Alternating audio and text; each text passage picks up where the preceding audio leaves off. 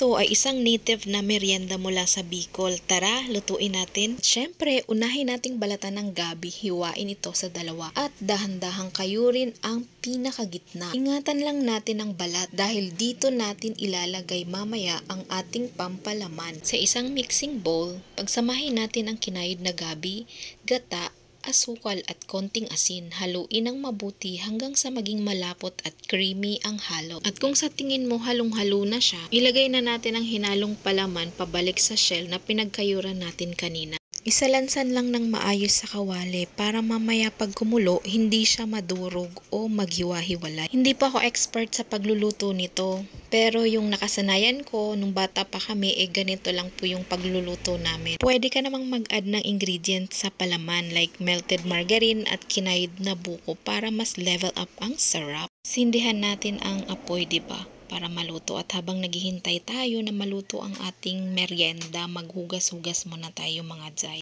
At habang sinasamahan mo na ako dito sa paghuhugas, mag-iwan ka na ng bakas dyan sa baba para naman madalaw kita sa bahay mo. At i-comment mo kung taga saan ka at para malaman ko rin kung saan umabot itong aking video. Hayaan lang natin kumulo hanggang sa lumambot. Pag sa tingin mo okay na, ilagay mo na ang unang piga. Trabaho at medyo matagal nga lang lutuin ang merienda na to, pero worth it naman. Kayo po, ano po yung pinaka namimiss nyong merienda nung bata pa kayo? At ayan na ang ating kaloko. Amoy pa lang nakakagutom na, tikman na natin. Thank you everyone and God bless.